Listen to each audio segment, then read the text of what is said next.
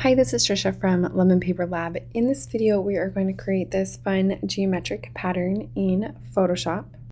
If you want to get access to all of my Photoshop actions and templates, be sure to check out my Ultimate Pattern Maker Toolkit for Photoshop, and I'll leave a link in the description below.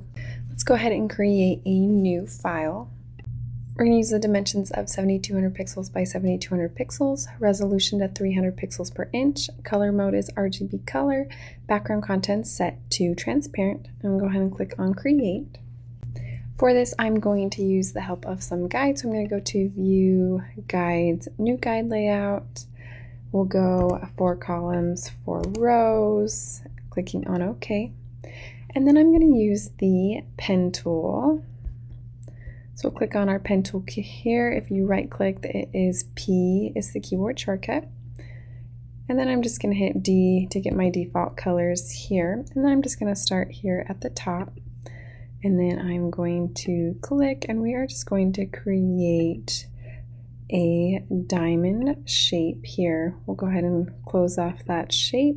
And then I'm just going to hit enter to finalize my shape here. So our pattern is going to work with this diamond, but for my smart object, I'm actually going to rotate this. So to do that, I'm going to access the free transform tool, which is Command or Control T. And then here in the angle section here, I'm going to rotate it 45 degrees. So I'll enter 45 here and then click on OK.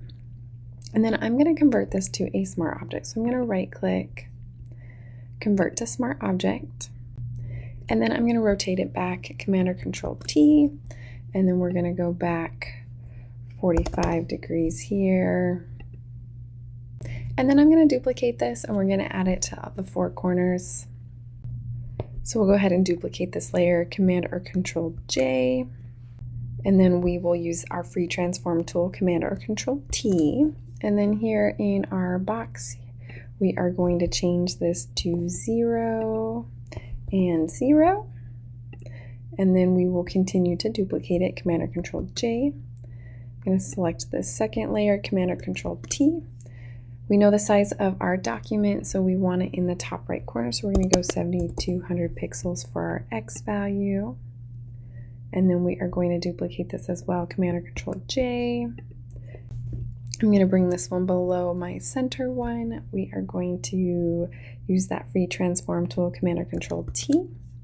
And then this time we want it at this bottom left corner. So we are going to go 0, and then we are going to set our Y value to 7200 pixels. And then we have one more to do, Command or Control J to duplicate it.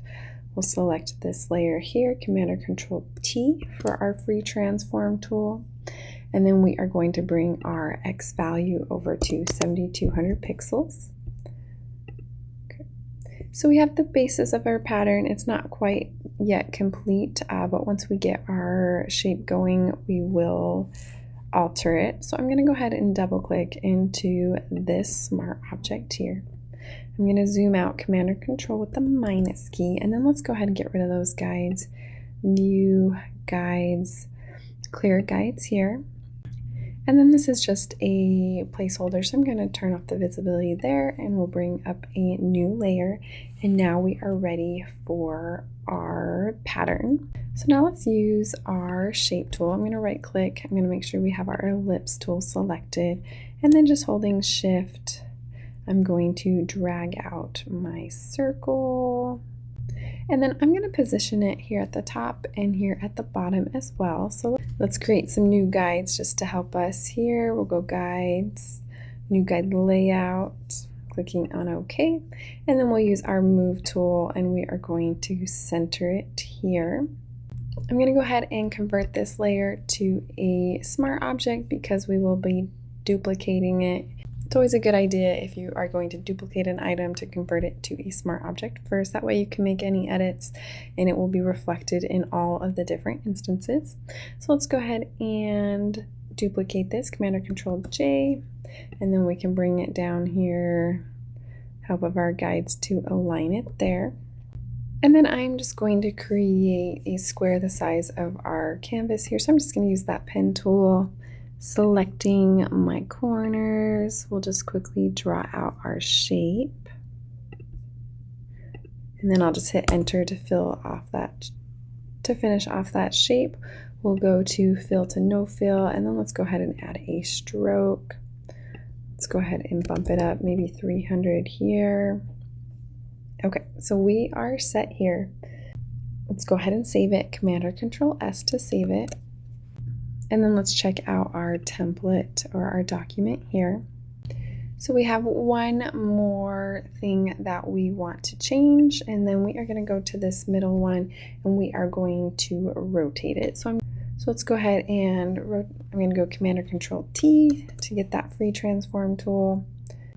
And so it shows us at a -45. So to get it over here, we're going to change it to a +45, clicking on OK there. And we'll go ahead and zoom out, Command or Control with the minus key. Let's get rid of those guides, view guides, clear guides here. And then let's take a look at with the pattern preview tool. So we'll go to View, Pattern Preview. And this will allow us to see our pattern here. So we'll zoom out a little more, Command or Control with the minus key, and we can see our pattern here. To save this pattern, you can go to Edit, Define Pattern, or with the Patterns panel open, going from Windows, selecting Patterns here, you can easily select this plus icon and it will save your pattern for you, clicking on OK. And so if we wanted to make an edit to those circles, we can jump back into our shape layer, we can check out our ellipse and say we want to make it a little bit smaller. Let's just duplicate this layer, Command or Control J. If we wanted to change our shape here, coming to our properties here, let's go ahead and make it smaller. Let's try maybe 25,000 here. And then we'll center that with our Move tool. And then we can save this here, Command or Control S to save it. Close it out, Command or Control W. And then we'll save this smart object here, Command or Control S to save it. And then we'll jump back in and we have a smaller version of our circle. So it's nice to design with smart objects because you're creating a little bit of a template for yourself that you can, so you don't want circles, maybe you want a triangle there, whatever you want to do with it. You can edit it, maybe make these lines thicker or thinner. It's up to you, but this is now a template that you can work with. So let's go ahead and turn off the pattern preview mode here. Let's just group those layers together, Command or Control G to group it. And then let's create a testing. So let's just turn this off. Let's bring up a solid color for our background. Let's just go FFF for the moment for white. And then we'll use a pattern adjustment layer. You can always select your pattern from this window here. I like to just click on it from the patterns panel here. And then if you double click, you can change the scale. Let's try 25%.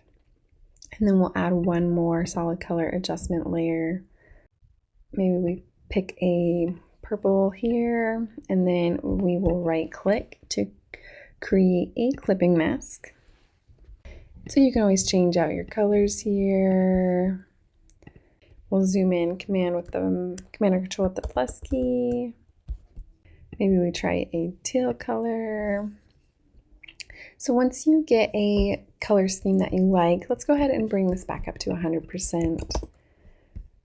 And now we have our swatch. So to save your swatch, just go ahead and go to File, Save a Copy. I'm going to give it a name. I'm going to save it on my computer. And then under Format, you'll just want to select JPEG or PNG, depending on the file type that you want to use. And then you can just save this swatch. And then with the swatch, you can upload it to a place like Spoonflower to make it for sale as fabric or wallpaper. But that is how you would save your swatch. Thank you for watching this video on how to create this fun geometric pattern in Photoshop.